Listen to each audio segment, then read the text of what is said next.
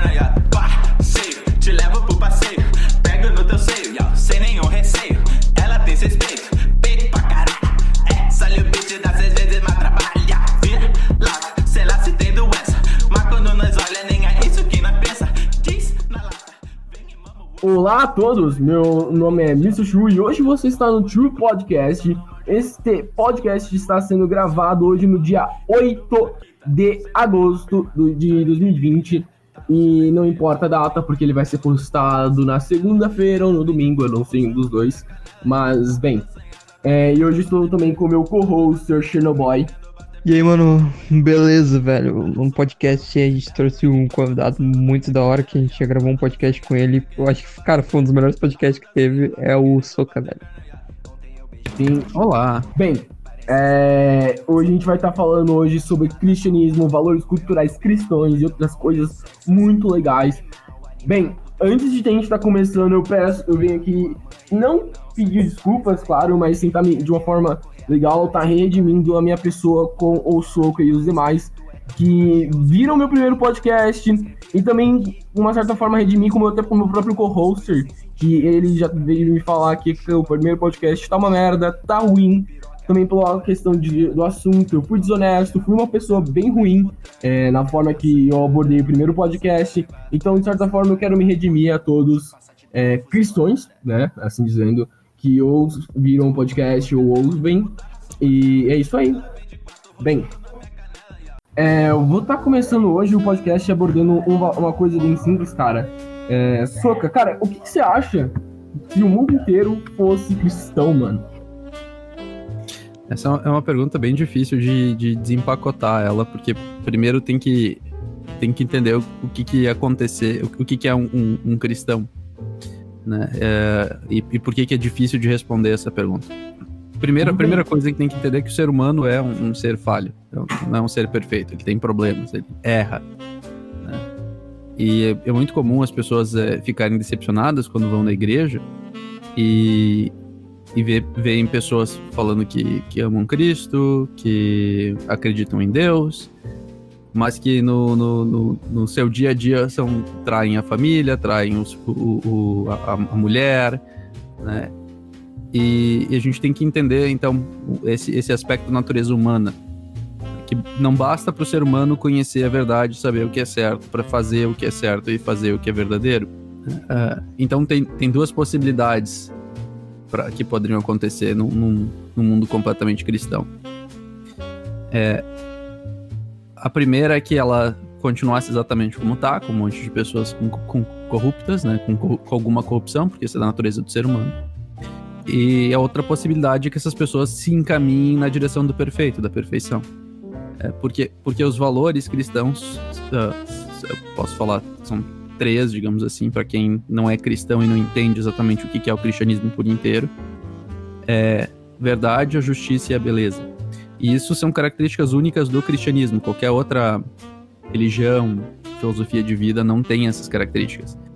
Vai pegar o hinduísmo, o budismo, o taoísmo, o judaísmo, o islamismo, as religiões pagãs nórdicas, nenhuma dessas tem esses 3 valores como basilares fundamentais que dão origem a toda coisa de que ela procede. E então, se tu imaginar que uma sociedade pautada na justiça, na beleza e na verdade vai formar uma sociedade melhor, tá certo, porque pelo menos eu penso isso dessa forma, porque imagina uma sociedade que não é pautada na verdade. Qual que é a chance dessa sociedade cometer erro ou injustiça? Muito grande, né? Porque se tua ordem não tá no mais alto nível de verdade, né, no ideal dessa verdade com V maiúsculo, então tu não tá muito preocupado se tu vai errar ou vai acertar. A chance que tu vai errar é muito maior, né? Tu não tá ordenando a tua vida com essa preocupação. Então tem esse panorama, né, da natureza do ser humano e aquilo que é a virtude ao que todos olham. Então, eu imagino que uma sociedade cristã depende muito da capacidade dessas pessoas se dedicarem ao cristianismo. Mas o cristianismo tem esse por essa natureza de mirar naquilo que é mais alto e mais verdadeiro, então de chegar nesses maiores níveis de civilização, de civilidade. E é justamente aquilo que a gente vê no Ocidente, né? O Ocidente é o lugar mais civilizado do mundo, é o lugar que trouxe a civilização para o resto do mundo. O Japão, antes de se submeter ao Ocidente, era um lugar completamente diferente, né? Se tornou muito mais civilizado quando começou a abarcar algumas características do Ocidente. Então é mais ou menos essa a ideia.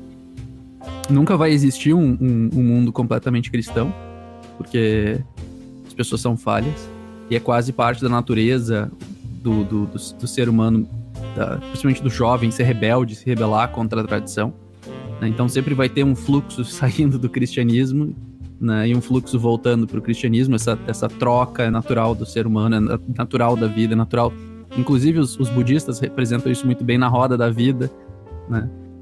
Claro que o cristianismo materializa isso perfeitamente, né? No entendimento que a roda da vida inclui Deus, e não só Deus é externo a essa roda da vida, mas eles têm essa figura muito clara da roda da vida. E é tão legal ver essas coisas, né? Porque tu pensa que a roda da vida é uma coisa... Começa a estudar alguma coisa desses símbolos, e tu vai ver que a roda da vida é uma coisa do hinduísmo, do taoísmo. E não é. Não é só do taoísmo. Ela é uma coisa que está relacionada com a própria verdade. E como está relacionada com a própria verdade, também está no cristianismo. Tanto é que nas igrejas, quando tu passa a porta, aquela porta principal de entrada, normalmente tem uma roda em cima, um círculo, que representa essa passagem, essa troca de ambiente, que está saindo de um lado externo para o lado interno. Só trocando de ambiente, o girar da roda, né? Tu está saindo do lado de fora da roda para se dirigir ao centro da roda, que é onde o centro das coisas estão, de onde parte as essências. Mas enfim, essa visão assim meio abstrata do que eu acho que ia ser o mundo quando se todo mundo fosse cristão, é mais ou menos isso.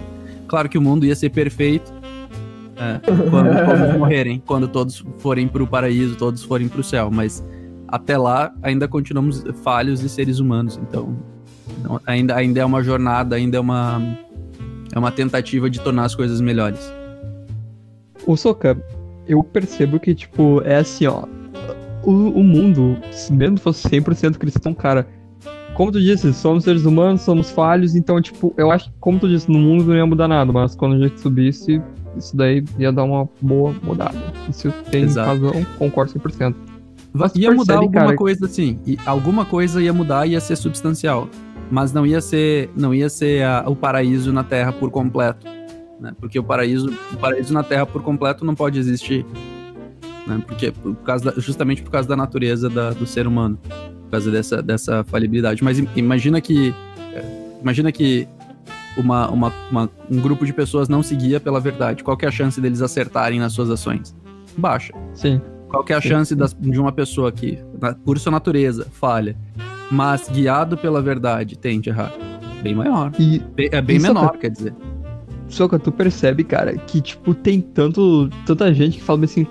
Ah, nossa, olha só como o cristianismo trata mal as mulheres. Nossa, velho, antigamente os cristãos eram racistas, não sei o quê. E eles falam isso. Ah, a igreja não deveria existir. Velho, se não fosse o cristianismo, que a religião que prega que todo mundo é igual perante os olhos de Deus, é o cristianismo. E, tipo, tem muita gente que fala, ah, o cristianismo não deveria existir porque é uma coisa muito machista, é racista, isso e aquilo. E, cara... Vamos ser bem sinceros, cara. Hoje em dia, se a gente fosse baseado, por exemplo, nas leis darwinistas, que mais forte, que sobrevive, um negro morrendo por que um policial quiser atirar nele, não ia ser nada, tipo, racista ou algo do tipo, porque eles iam falar, ah, o policial era o superior, o policial era o mais forte, porque ele tinha uma arma, então ele acabou matando aquele negro mesmo, o cara não tendo feito nada, mas ele é o mais forte. Uma mulher que apanha do marido e todo mundo ia falar, ah, normal, porque a mulher é mais fraca, o homem é mais forte. É a lei do mais forte sobrevive. Mas graças ao cristianismo, todos nós somos tratados como iguais. E eu vejo tanta gente falando essa merda que se fosse um mundo sem cristianismo, o mundo ia ser mais igual, cara. E tipo, o que tu tem pra comentar sobre isso? Tem alguma coisa pra comentar? Sim, claro. Antes de Cristo, as mulheres eram tratadas como diferentes, né? O primeiro movimento que a gente vê dentro do mundo, da onde as duas passam a ser tratadas igualmente, né? Foi onde Cristo começa a dignificar a mulher, né? E tu vê reflexos disso nas outras culturas. Por exemplo, o islamismo, o hinduísmo, eles separam as mulheres como classes inferiores. Uma mulher, para os islâmicos, não pode ser do mesmo nível que um homem. É claro que o Ocidente ainda tem essas narrativas de esquerda dizendo que a mulher, que existe um patriarcado que inferioriza as mulheres. Não tem... Claro que existe um patriarcado. Nossa sociedade, ela é voltada centralizada no homem como um guia. Mas isso não é ruim do jeito que eles fazem isso parecer, né? O que de fato acontece é que a mulher é igual ao homem no Ocidente. Mas, ao mesmo tempo, o homem é aquele que toma a incumbência, a responsabilidade de tomar as decisões mais complexas. Isso não aconteceu por imposição. Isso meio que tá na natureza do ser humano. O homem e a mulher são diferentes. Eles têm temperamentos específicos, eles têm características específicas. A mulher é mais inclinada para as coisas materiais, físicas do dia a dia, internas, de dentro da casa. E o homem é mais... Ele olha mais para as coisas distantes, para as coisas mais imateriais, para as coisas fora de casa, para as grandes ideias. É quase que como que se o homem simbolizasse aquilo que é imaterial e a mulher simbolizasse aquilo que é terreno, que é físico. E tu vê isso até na ideia de que o homem é a semente e a mulher é a terra fértil da onde brota a vida. Isso tá diretamente relacionado com a natureza do que o ser humano é, tanto o homem e a mulher.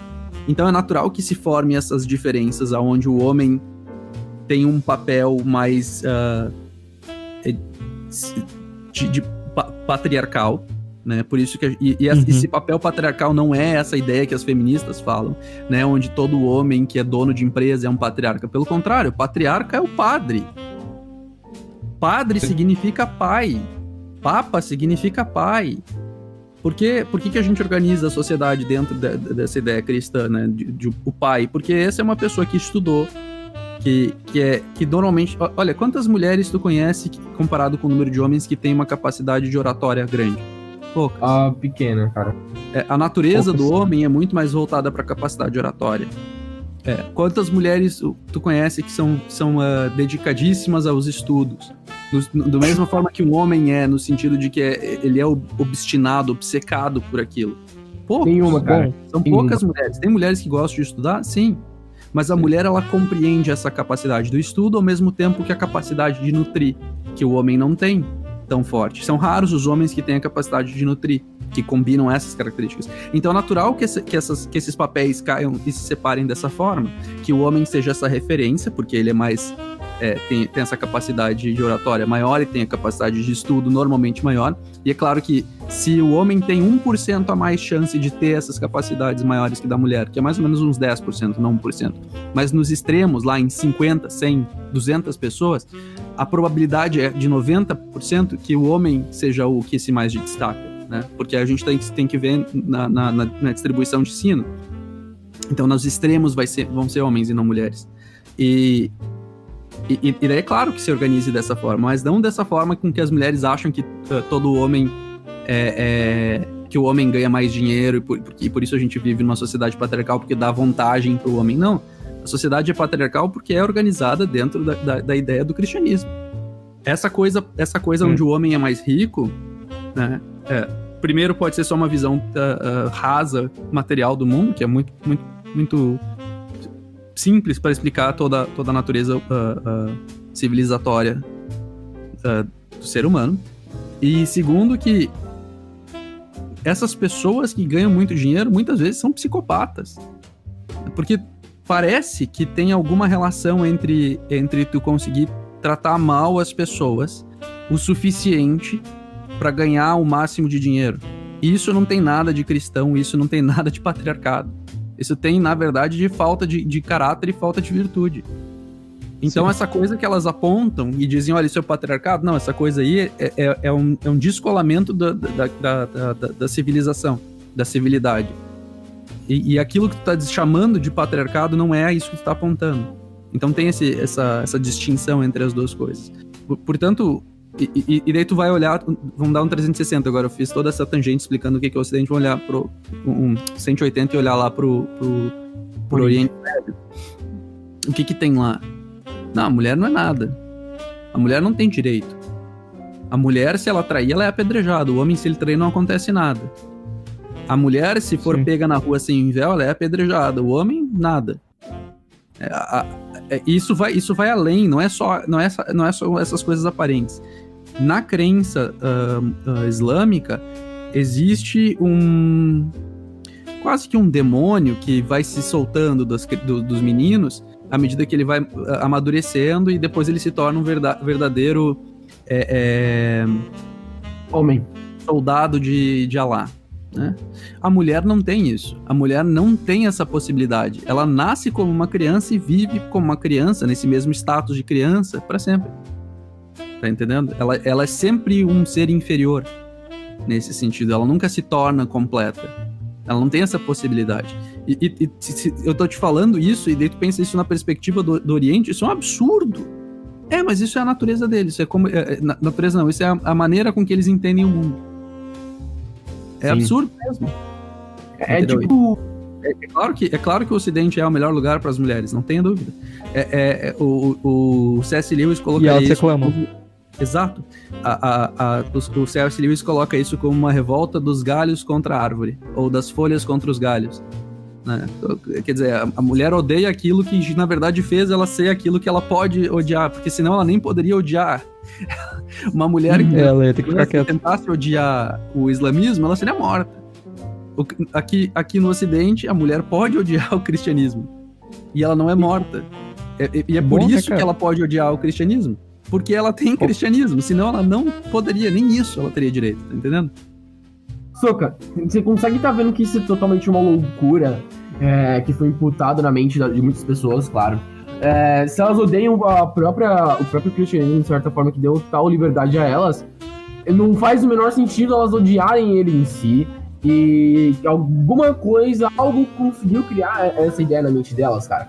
E aproveitando isso, né, que não só as mulheres, mas, tipo, tudo isso acontece. Cara, a coisa mais louca ainda que tá acontecendo no nosso Ocidente são basicamente crianças trans, cara. E eu quero te perguntar pra ti, isso é literalmente uma falta de cristianismo na vida dessas pessoas, dessas mulheres? Porque sempre a maior parte das pessoas que colocam seus filhos, nunca é filhas, seus filhos, tentam colocar inibidores deles e outras coisas desse tipo, são mulheres. E a minha pergunta é, por que essas mulheres fazem isso? Você acha que é uma falta de cristianismo na vida delas? É uma falta de ver a religião, de tentar seguir a Cristo, ou algum outro problema de certa forma externo a isso? Sem dúvida é uma falta de entender a natureza, a própria natureza, né? Não entender a si próprio, né? E tentar olhar para o mundo achando que o mundo pode ser o que ela quiser. E claro que o mundo não pode ser qualquer coisa. Ele tem algumas coisas que o mundo pode ser e tem outras que ele não pode. Tem algumas coisas que se tu tentar fazer o mundo ser, vai ter consequências terríveis, né? E por que uma pessoa acharia que não teria problema se o mundo todo fosse trans? Eu não sei como é que uma pessoa chega a esse nível de desconhecimento, esse tipo de dissonância cognitiva sobre a própria realidade, né? Não saber o que a própria realidade é. É o mesmo grupo que diz sempre que tu tem que estudar, né? Mas se tu estuda uma coisa que eles não gostam, tu não estudou certo. Então, como eu disse, tem uma parte da natureza do adolescente, do jovem, adulto, que é rebelde. Que ela quer se afastar da tradição, que olha para a tradição como se ela fosse a fonte do mal. E eu vejo que essa até é um mecanismo interessante. Imagina um jovem que esteja crescendo no islamismo. É bom que ele se rebele contra a natureza, né? Contra aquela civilização, porque aquilo tá errado. Então é quase que um mecanismo de defesa que a civilidade, que a natureza humana desenvolve contra a civilização tirânica, né? Agora, é claro que é uma loucura olhar para o que acontece no Ocidente quando tu tem uma civilização que está correta e esses jovens começam a lutar contra isso, né? Eventualmente eles deveriam cair em si e voltar à ordem, voltar àquilo que é o caminho correto, mas algo impede que eles se deem conta. E daí tem um monte de explicações possíveis. As que mais me vêm à cabeça agora são justamente as tentativas de acabar com a civilização. Existe um movimento, pode dizer conspiracionista, mas tem uma série de evidências que colocam essa, entre aspas, teoria da conspiração em dúvida, porque não tem... Se tem prova, não é mais teoria da conspiração, né? Mas talvez as provas não sejam suficientes ou a narrativa não seja suficientemente interessante para aqueles que estão no poder. Que existe um movimento para islamizar o Ocidente, né? Por que seria interessante islamizar o Ocidente? Porque os islâmicos não têm como virtude primeira a verdade. Então, eles têm uma submissão à hierarquia que se aponta como religiosa, né? Se o líder religioso é o presidente, eles são totalmente submissos a esse presidente, o líder religioso, seja lá quem for. Então seria muito mais fácil para um George Soros ou uma família Rothschild controlar uma população dessa forma, né?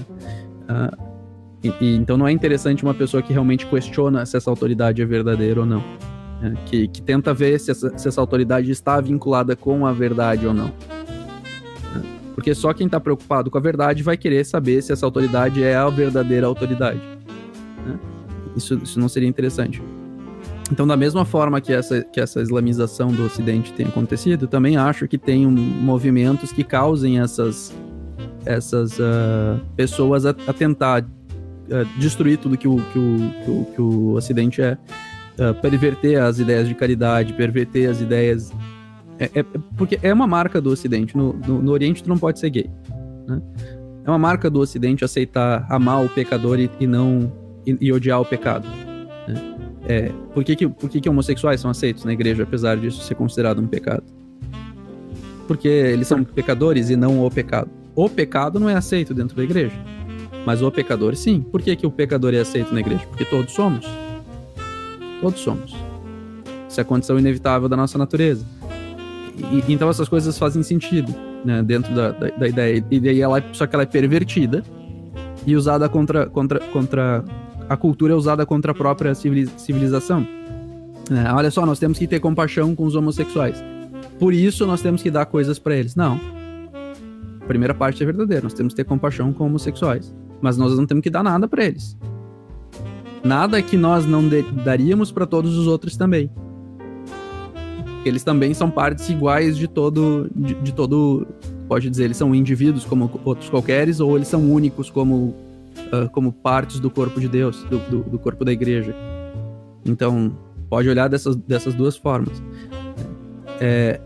Às vezes é só uma tentativa de chocar também, de desviar a atenção dessa coisa, dessas coisas maléficas que acontecem por trás, de toda essa narrativa que eu tô contando, né? Dessa ideia que tá acontecendo por trás.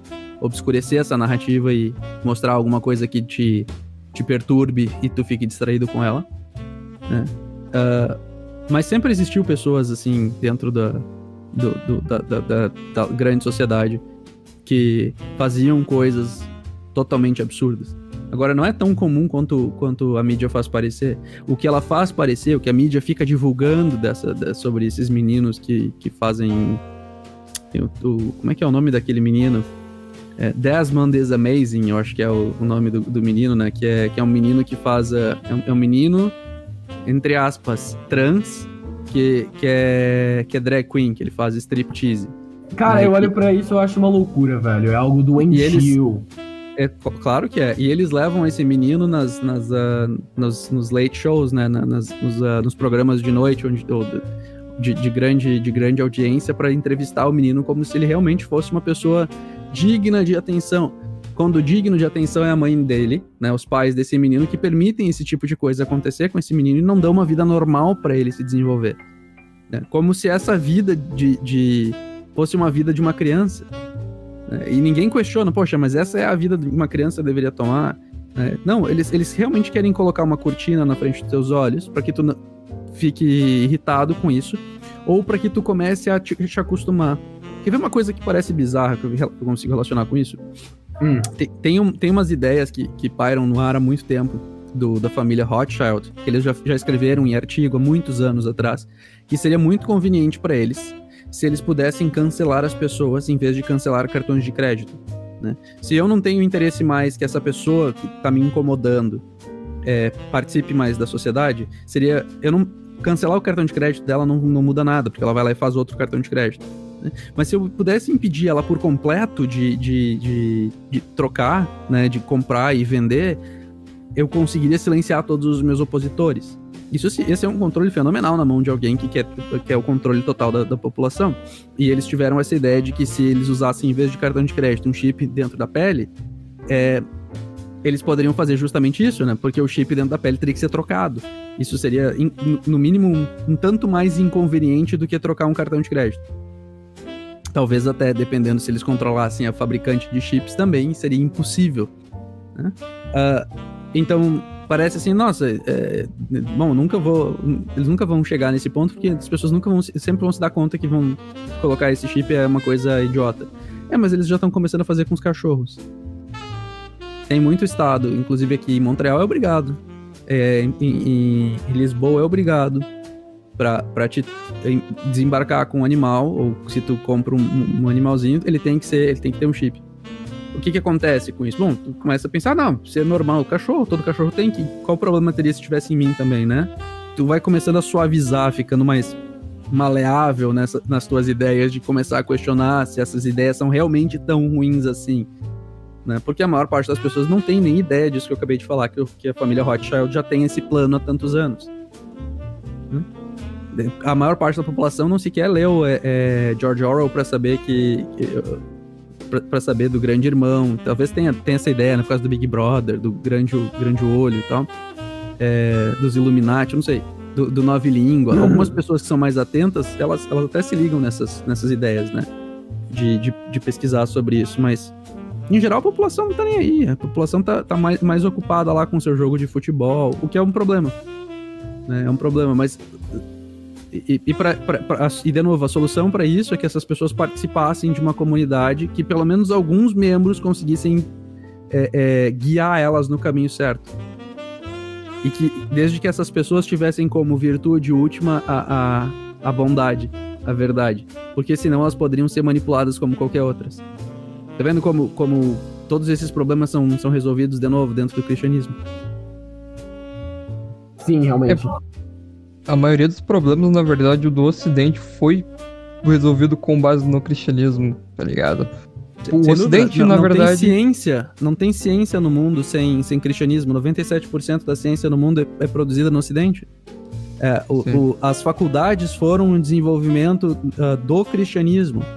Tem muita gente que diz, olha, o cristianismo, as religiões se opõem à ciência. Pelo contrário. Muito pelo contrário. Quem começou essa coisa de estudar coisas além da teologia, né, que chama de artes liberais, foi o cristianismo. Antes disso era restrito a pessoas né, a aristocracia. O cristianismo que popularizou isso. As pessoas mais humildes lá, que são aquelas pessoas que fazem voto de castidade, passam a vida inteira estudando. Os monges, eles não estudam só teologia. Tu vai conversar com esses caras, eles entendem de lei, eles entendem de biologia, eles entendem de física, eles entendem de mecânica, eles entendem também de astronomia, astrologia. É fantástico quando tu começa a conversar com um cara desses. Eu conversei com um senhor que é doutor em teologia, e ele disse uma coisa que nenhum libertário me disse até hoje. Nenhum. Eu não escutei nenhum libertário falar isso. Eu escutei isso de um doutor de teologia. A lei só serve quando a civilidade já terminou. E tu vai falar com libertário? Não, é ética libertária, porque é ética libertária, porque anarcocapitalismo vai resolver todos os problemas, porque libera o mercado e tudo vai ficar bem. Não, não vai ficar bem, não. Não vai. Porque a lei é a barreira do fim da civilidade. Se tu precisa da lei, a civilidade já acabou. Tá entendendo? Então tu precisa de uma coisa muito antes disso, para que permita que a lei exista e para que permita que a lei seja colocada no lugar, que é a moral. Que é essa virtude, essa coisa que ordena o conjunto das pessoas em alguma coisa superior. Realmente. Ainda continuando ainda, cara, falando sobre isso, é realmente a lei superior. Cara, eu acho que o mundo seria um lugar, de certa forma, pior. Eu até mesmo ter um reconhecimento de que, como eu sendo uma pessoa que não busca ter uma crença, né, não ter que ter uma crença em Deus, mas eu por mim mesmo, cara, muitas vezes eu faço o reconhecimento de que se não existisse a moral ou a ética, né, a moral e a ética cristã, o mundo seria um lugar pior, cara. Se não existisse pessoas ao meu redor, claro, eu tenho meu direito de se rebelar contra ele, né, eu posso fazer isso, mas se não existisse pessoas que tentassem ser igual a Cristo, eu acho que o mundo, de certa forma, seria um caos. Então... Sem dúvida. Sem dúvida. Tem um meme muito legal que eu vi. Depois, se tu quiser colocar pro pessoal olhar o link. Alguma coisa assim. Começa o cara com o cérebro. Aquele do cérebro que vai inchando e ficando. Cérebro cósmico, aquele. Aí o primeiro cerebrinho lá, que é um amendoinzinho, é o cara falando Deus existe. Aí o segundo é Deus não existe. Aí o terceiro é a civilização a civilização ocidental é melhor por causa do cristianismo. E daí o último lá, que é explodindo em universo, é Deus realmente existe. Então, esse é o caminho que muita gente faz de volta pro cristianismo, né? De estar perdido e volta pro cristianismo, porque vê, olha, realmente é inegável o resultado do cristianismo. Mas o que tem nesse cristianismo de realmente que faz isso ser? E daí tu começa a cavocar, e daí, às vezes tu acaba encontrando mais do que tu tava procurando. Que é justamente isso. Realmente. Bem, ainda assim, continuando cara, minha visão é que o cristianismo é algo muito bom, tá? O cristianismo, ele ajuda muitas pessoas, ele faz bastante coisa. E eu queria estar voltando até um pouquinho até naquele ponto, cara. O que tu acha de pessoas que são cristãos por conveniência? Essa, de certa forma, também foi uma bela crítica que eu fiz uma vez, mas eu não sei se é realmente uma crítica viável, tá? Que, basicamente, pessoas são cristãos por, literalmente, lhe conver e não ver um sentido no cristianismo e não buscar entender ele de forma toda. Por definição, essas pessoas não são cristãs, né? Elas não acreditam em Deus, elas não acreditam em Cristo, porque parte das duas leis de Jesus Cristo. Amar a Deus sobre todas as coisas e ao próximo como a si mesmo. Como é que tu sabe o que é amar a Deus? Muito disso é estudar, muito disso é introspecção, muito disso é pedir iluminação, muito disso é fazer, é tentar, né? E errar e tentar corrigir e saber que esse é o processo natural das coisas, porque seres humanos erram. E daí tu tem que estar sempre com essa tua humildade pronta para se colocar de joelho, de frente do teu erro, pedindo perdão para Deus pelas tuas transgressões e de coração aberto tentando corrigir elas. Agora, uma pessoa que simplesmente vai na igreja pela conveniência de ir na igreja, de ter acesso a certas pessoas ou de ter acesso a certos recursos, isso não é cristianismo, isso não é cristão. Essa pessoa não tá lá por Deus. Ela não tá lá por entender que amar a Deus sobre todas as coisas é a coisa mais importante da vida dela, mesmo que ela não saiba o que significa isso. Entendendo? Algumas pessoas às vezes precisam desse passo e isso não é um problema, né? Elas fazem esse passo para realmente encontrar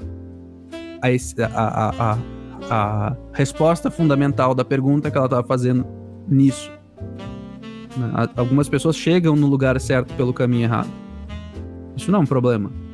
O problema é as pessoas que se negam a encontrar o caminho certo. né? Mas é o problema pra quem? Pra elas próprias.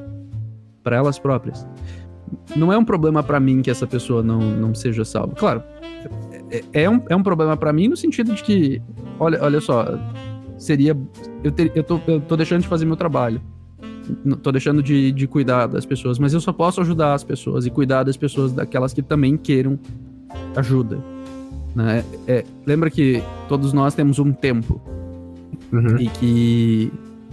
E que se eu ficar tentando tirar de dentro do buraco a pessoa que não quer sair, eu tô fazendo uma coisa errada, porque eu poderia estar usando esse mesmo meu tempo para tirar as pessoas que querem sair, né? Então eu tô fazendo um desserviço àquelas que precisam da minha ajuda, tentando ajudar somente aquelas que não querem a minha ajuda. Então, claro que tem esse aspecto. Mas, de certa forma, se essa pessoa tá ali e se algo pode ser oferecido para ela que possa iluminar o caminho dela, mesmo que não seja o que ela quer, é um pouco complicado de ver essas coisas, mas tu tem que, às vezes, pensar um pouco fora do tempo ou nos grandes espaços de tempo.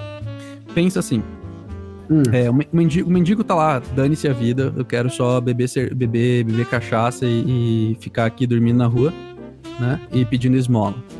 E tu vai lá e compra um sanduíche e dá um sanduíche pra ele e diz Deus te abençoe pra ele. Aquilo não muda a vida dele. Talvez não mude a vida dele, né? Mas talvez ajude uma pessoa a ver aquilo que tu fez e pensar, olha, realmente aquilo é de fato ser bom. Aquilo de fato é ser uma boa pessoa. Ou até pode ser que daqui 50 anos, sei lá, um mendigo novo, vai viver bastante tempo, ainda daqui 50 anos, pensa, poxa, eu queria saber o que essas pessoas fazem da vida delas pra conseguir ser desse jeito. Né? Porque a minha vida é uma merda, sempre foi, e eu sempre achei que ia ser uma merda, mas o que será que essas pessoas fazem? Que elas conseguem ter uma vida boa e ajudar quem precisa? Talvez daqui anos e anos ele nem se lembre mais daquilo que aconteceu com ele, daquela pessoa que ajudou ele, sabe? Mas ele se lembra daquela coisa que aconteceu com ele, né? E aquela coisa talvez guie ele de volta pro caminho. Então, às vezes as coisas são mais complicadas. Eu costumo dizer pro pessoal quando tá debatendo e sobre libertarianismo, e a pessoa fala, não, mas isso aqui é verdade. Tá, mas eu ainda assim não acredito. Ok, tudo bem, sem problema. Aí o cara vai embora. Daí o pessoal diz, não, mas é um saco, né? Essa gente que vem aqui, tu explica pra ela e ainda assim ela vai embora e cospe no prato. Acontece. Mas tu não sabe o que vai acontecer daqui 50 anos na vida desse cara. Daqui 10 anos na vida desse cara. Talvez isso que ele precisava, isso que ele ouviu agora é justamente o que ele precisava ter ouvido para que daqui a alguns anos as coisas começassem a ser colocadas em movimento. E eu tiro isso de mim mesmo também. Porque as ideias que me colocaram em dúvida sobre o cristianismo, porque a maior parte da minha vida eu fui ateu, eu fui batizado na igreja católica, e depois lá pela minha adolescência eu comecei a questionar algumas coisas, e daí naqueles meus questionamentos eu fiquei em dúvida, e daí eu me afastei da religião por completo. Só que as coisas que eu tinha aprendido durante a catequese ou antes disso, e a minha vivência dentro do cristianismo, voltam o tempo todo pra mim. Elas sempre aparecem de novo na minha vida, elas sempre estão presentes comigo, de alguma forma ou de outra. E eu nem sei quem foi que me disse essas coisas, ou da onde que eu aprendi essas coisas. Eu sei que a minha vivência dentro de uma família, de uma comunidade católica, me faz ter em mim essas vivências. E quando eu começava a voltar, então, e pensar sobre essas coisas, eu começava a encontrar em mim mesmo as respostas para as perguntas que eu tinha. Que eu já tinha em mim todas essas respostas, eu só não tinha parado o tempo suficiente para responder elas. Você tá entendendo? Então, às vezes, a gente coloca essas respostas nas pessoas sem esperar, e o tempo passa. E elas encontram, eventualmente, as respostas. Né? E às vezes, imagina isso, às vezes não é nem no tempo da vida dela. Às vezes é ao longo de séculos que essas coisas acontecem. Mas se tu pensar essa coisa se desabrochando ao longo dos séculos, ao longo dos milênios, tu vai ver como que uma ação boa pode significar toda a diferença no futuro. E é por isso que essa perspectiva do cristianismo é tão forte, sabe? Essa ideia de... Não necessariamente de vida eterna, porque eu sei que muita gente que não é cristã não entende ou não concorda com isso. Mas pensa mesmo numa continuidade muito longa de tempo. Isso já se aproxima o suficiente para te começar a imaginar o que é essa coisa que se diz como vida eterna. Pelo menos ter alguma perspectiva. Isso não é vida eterna, é óbvio, mas começa a ter uma pequena amostra do que isso é capaz.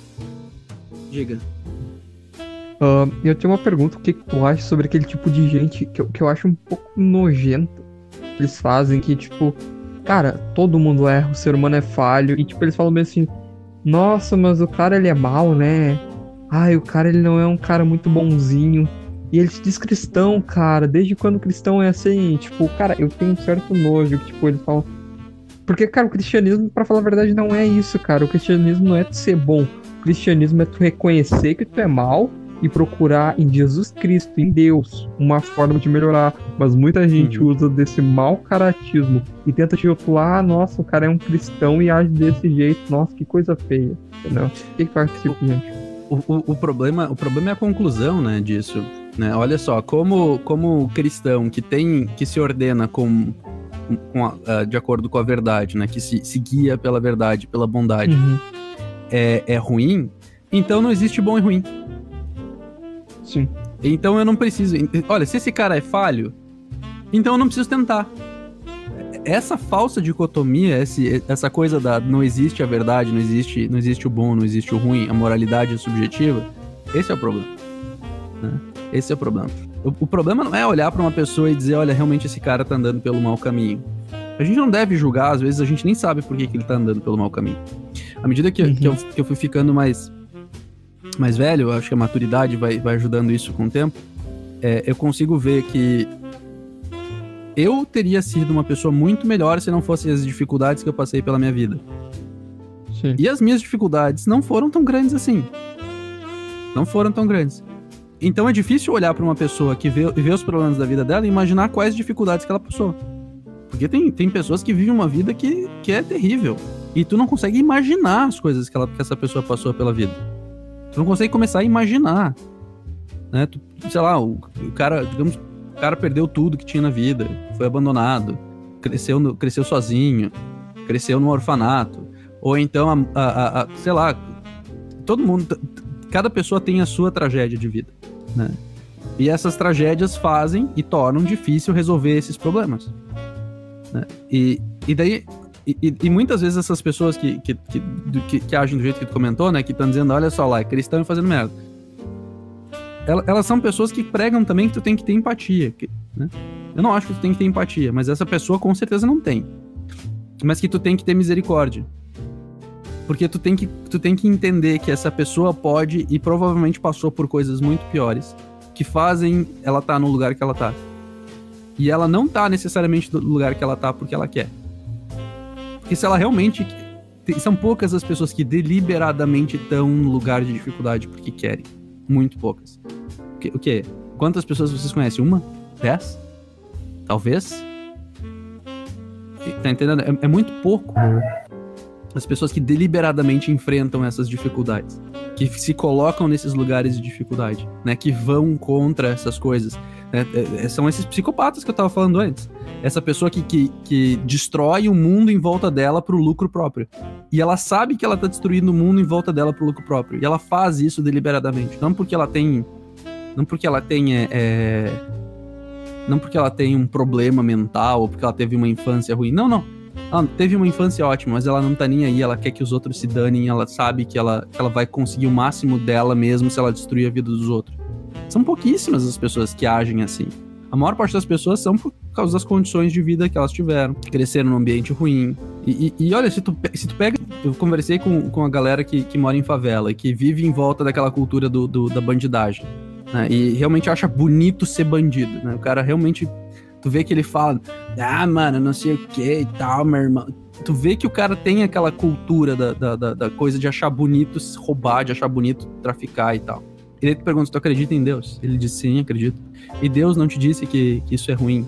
Irmão, mas é que tu tem que ver que eu tenho que colocar comida na mesa, irmão.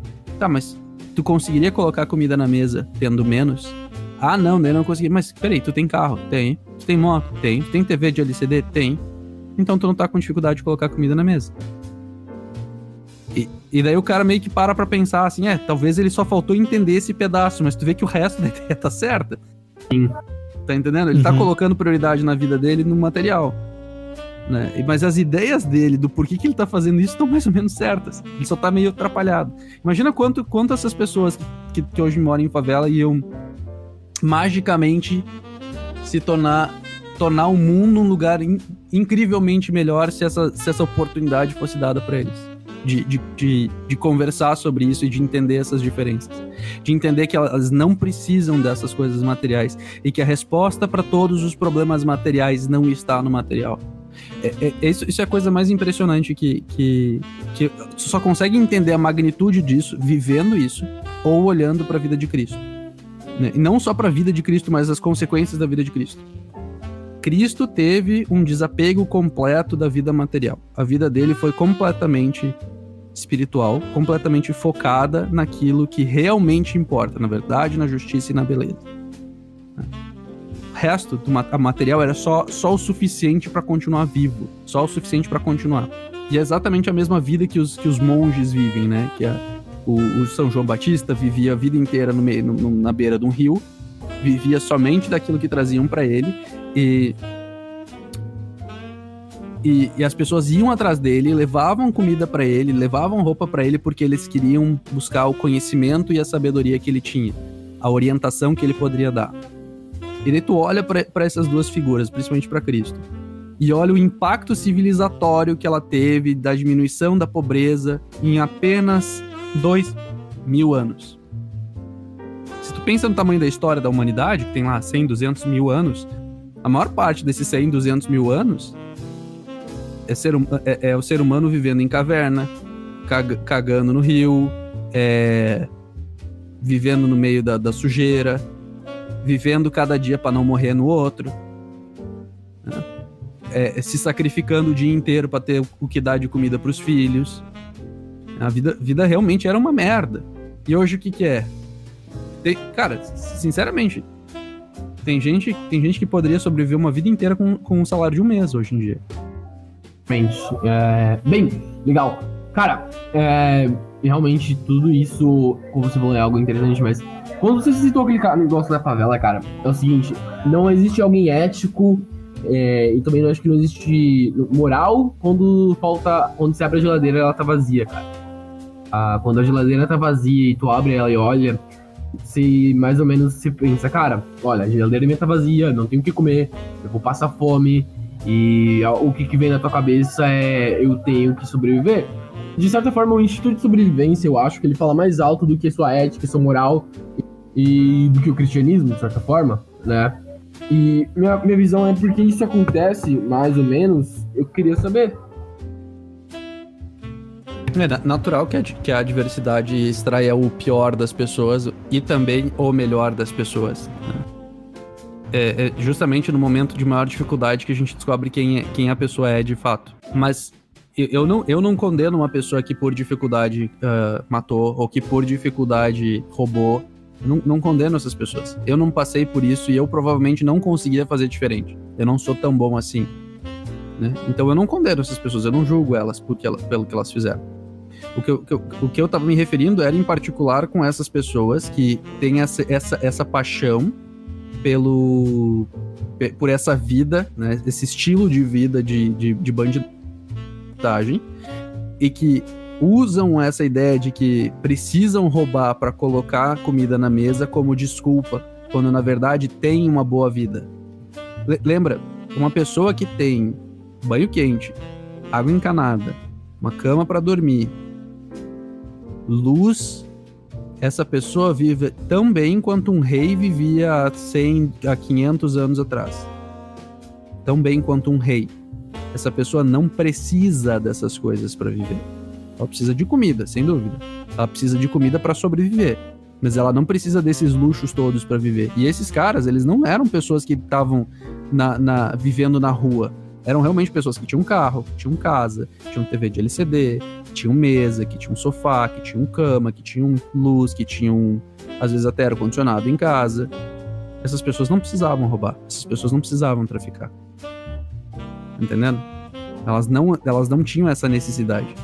Elas poderiam fazer mais do que isso. E é claro que tem pessoas que começam a traficar porque precisavam e depois não param. Aí é um problema. Aí que tá o problema. Começar a traficar por necessidade e depois não parar, sim, porque essa coisa de ter o dinheiro, de ter a grana fácil, material rápido, de ter a endorfina de estar ganhando as coisas, né? De se sentir capaz, de se sentir poderoso, é um vício, é uma droga. E realmente a pessoa se sente atraída por essas coisas. Eu acho que todo mundo já viveu isso. Se não viveu isso, viveu com videogame, né? Porque todo mundo joga videogame. Videogame te dá essas sensações boas também. E te prende e te coloca nessa posição quase submissa ao próprio jogo. Eu passei muito tempo da minha vida desperdiçando por causa de videogame, sendo o grande fodão lá no jogo e não serviu pra porcaria nenhuma, né? Mas é essa relação que eu não... Como eu disse, aquela pessoa que precisa, eu não condeno. Eu não acho que ela fez... É uma pena que ela teve que fazer isso, porque a solução para isso era mais cristianismo. Era mais pessoas em volta dela sendo capazes de olhar para ela e dizer: tu precisa de ajuda, eu tô aqui para te ajudar. Ah, mas tu não tem, tu tá tão fugido quanto eu. Não importa, a gente vai dividir aquilo que a gente tem. Tá entendendo? Essa é a solução pro problema. Eu tenho pouco, mas eu tenho mais que tu, então eu vou dividir contigo. Essa solução mágica que o próprio marxismo, que o próprio comunismo quer roubar do cristianismo, né, que é a caridade. A caridade não existe sem a voluntariedade. A caridade não existe sem o desejo de dar. Porque no momento que tu tira o desejo de dar, tu tira toda a virtude do processo. E por isso que eu digo, esse problema se resolve, o problema não é cristianismo, o problema é falta de cristianismo. Mais cristianismo resolve esse problema. Se essa pessoa tivesse a escolha entre roubar e ir na igreja pedir ajuda, e ela fosse roubar em vez de ir na igreja pedir ajuda, talvez ela pudesse ser... Tu podia dizer: olha, realmente ele fez a escolha ruim, fez a escolha errada, né? Às vezes a vida dele ainda assim, sei lá, tem igreja tão corrupta hoje em dia que só existe para explorar as pessoas, e talvez essa pessoa tenha tanto rancor dessas igrejas que abusaram dele a vida inteira que ele preferiu roubar. E dessa pessoa, de novo, eu não condeno. Tá entendendo? Aquilo que leva as pessoas pro caminho errado muitas vezes não é necessariamente maldade no coração dessa pessoa.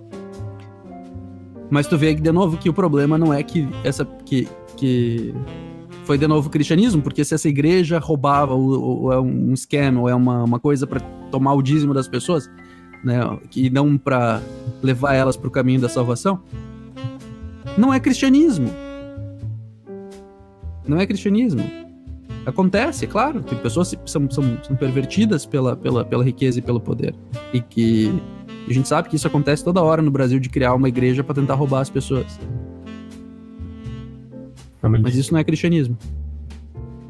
Cara, aproveitando, e se essas pessoas que você falou buscassem o ethos, pathos e logos, né? O bom, o belo e o justo na vida delas, elas ornamentassem as próprias vidas delas mesmas com base em tudo nessas coisas.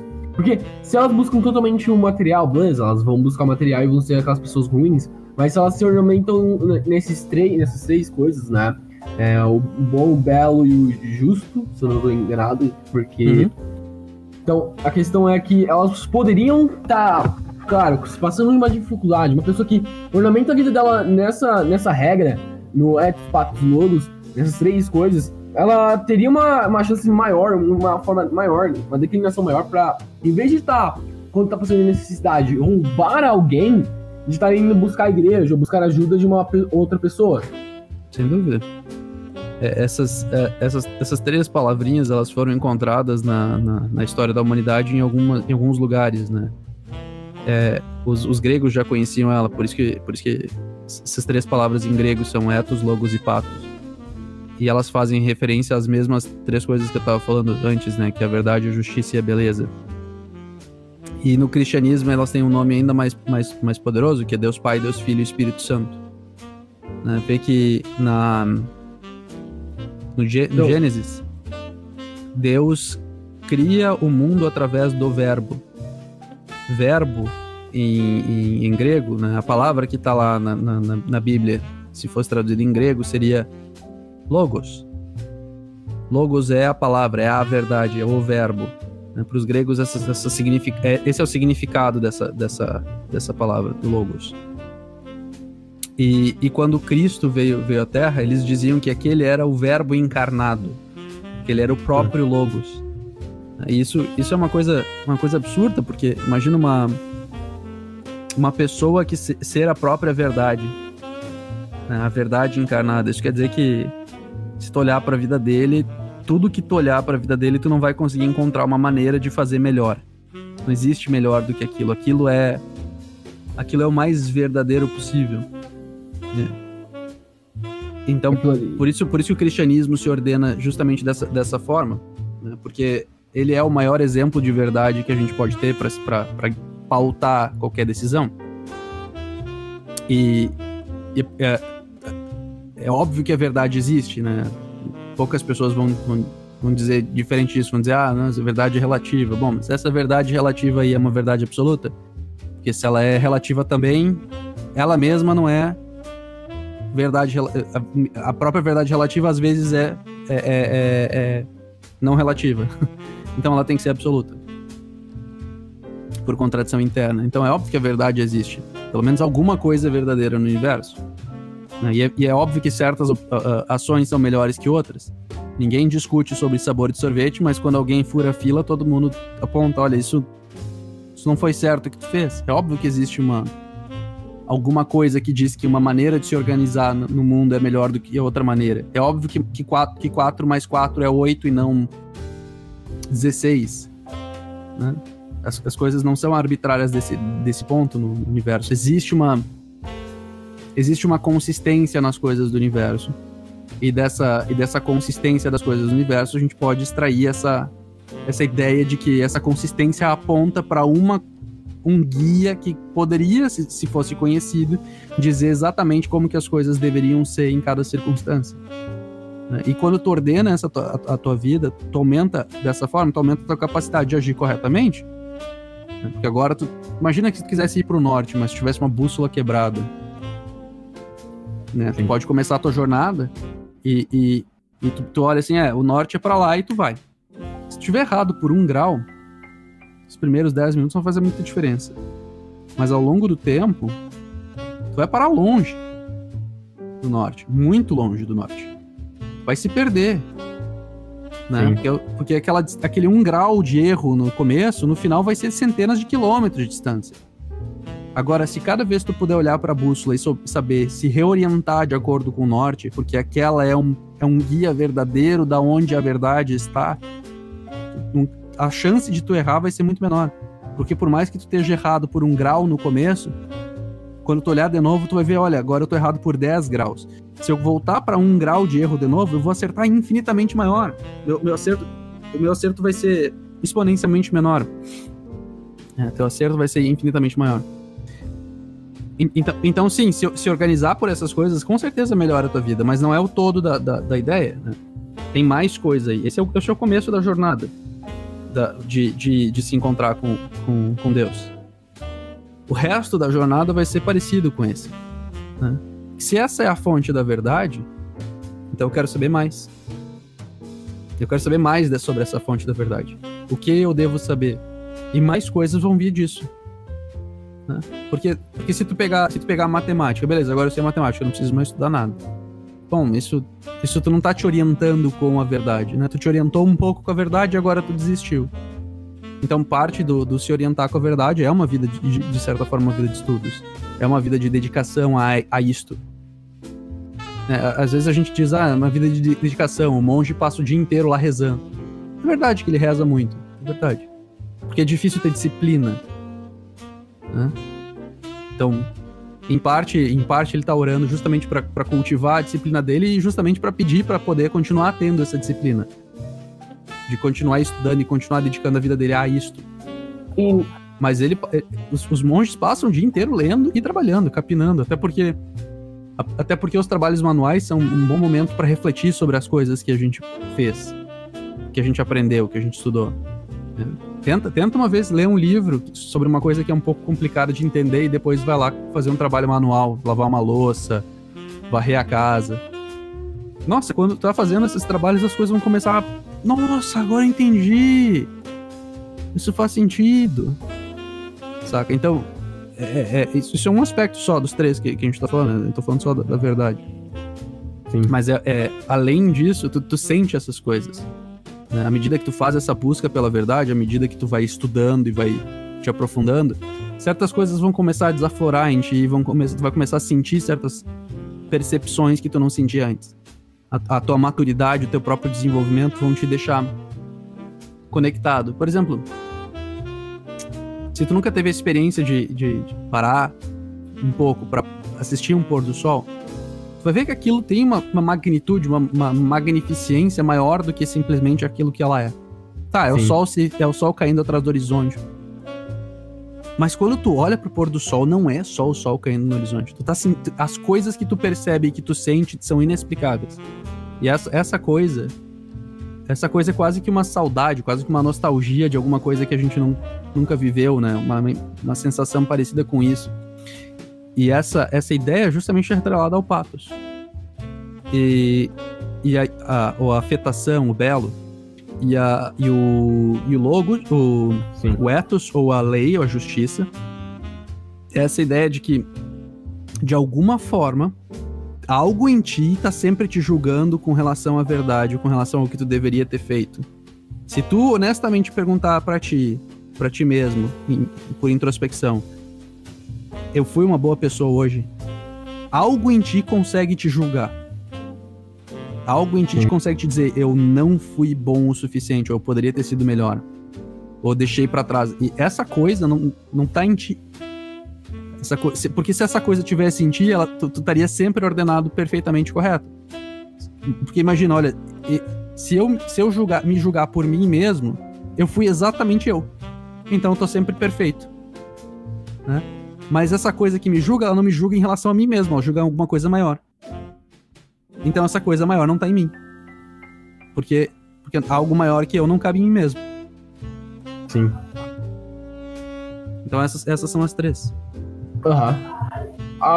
Ainda mais ou menos essa última pergunta que eu tenho, o meu co-hoster meio que acabou as perguntas dele, é algo relativo ao Jordan Peterson, cara, que é basicamente o capítulo 5 ou 6, eu não me lembro muito bem, que é buscar algo significativo na tua vida. Eu falo isso bastante, né, sempre procurar algo significativo na sua vida, procurar aquilo que é significativo, alguma coisa que vai te agregar algum valor, te vai aprender, né. Então, a questão é, se eu procuro alguma coisa significativa na minha vida, de certa forma eu tô procurando alguma coisa que tenha relacionado a ser como igual a Cristo, ou ser como um cristão, porque isso, de certa forma, eu consigo ver uma atrelação ao pathos, né, ao ethos. Sem dúvida. Nada na tua vida vai ser mais significativo do que aquilo que significa absolutamente tudo. Se tu ordenar a tua vida com algo que é significativo, né, tu vai chegar até mais longe. O Jordan Peterson tá certo. É a mesma coisa que eu tava falando sobre a ideia da bússola, sobre a ideia que eu tava falando antes, sobre tu tentar enxergar essas pequenas ações do dia a dia que parece que não tem frutos, mas que daqui centenas de anos, daqui milhares de anos podem mudar toda a existência. Essas coisas é não se preocupar tanto com o imediato, com a palavra que ele usa, acho que em inglês é o expedient, né, o que é prático de se fazer rápido, e se preocupar com aquilo que é significativo, né? E o que é mais significativo do que a própria bondade, do que a própria beleza, do que a própria verdade, né? Então, no momento que tu te orienta na vida de acordo com aquilo que é infinitamente significativo, ou aquilo que significa absolutamente tudo, naturalmente tu não vai mais estar preocupado com as coisas que são práticas e experience, ou que são que vão tornar resultado logo. E o que a palavra que ele usa no livro é conveniente. É, conveniente. É, exato. Então eu vejo dessa forma, eu vejo que ele não vai até o fim pra te dizer, até porque o Jordan Peterson não tá preocupado em trazer todo mundo pro cristianismo, ele tá preocupado mais em dizer, olha, abre os teus olhos e presta bastante atenção, que tem alguma coisa no mundo que vale a pena que tu abra os teus olhos e preste atenção. E que se tu fizer isso que eu tô te dizendo, essas coisas vão vir pra ti. E de fato elas vêm exatamente da forma com que ele disse. Essas coisas realmente vieram pra mim através dele também. Se tu presta atenção nessas coisas, essas coisas realmente começam a se expor pra ti. Parece que elas estavam lá o tempo todo, mas tu nunca tava prestando atenção e elas estavam obscuras. No momento que tu abre os teus olhos pra olhar e te concentra nelas, elas estão lá o tempo todo pulsando. Olha, eu tava aqui, cara. Olha pra mim. Eu tô aqui. Presta atenção. Isso aqui é importante. É que nem quando tu chega na primavera, tu não dá bola, de repente tá tudo florido.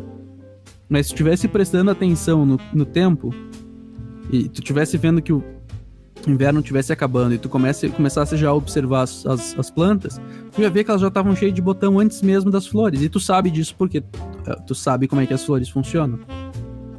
Mas dificilmente tu nota se tu não é uma pessoa que tá ativamente cuidando de plantas, tu nunca nota quando as flores começam a desabrochar, né? E é uma experiência muito legal, tu notar, olha só como eu tô conectado com a natureza, como eu faço parte desse mundo, né? Como essas coisas se movimentam de uma maneira bem específica e que eu sou parte desse movimento, dessas coisas acontecendo. E que eu sou parte desse todo imenso que compreende essas coisas. Sim, e bem, eu acho que o podcast tá bom até aqui, cara. Foi muito bom te ter aqui, cara. Quer divulgar alguma rede social, alguma coisa aí? Aproveitar?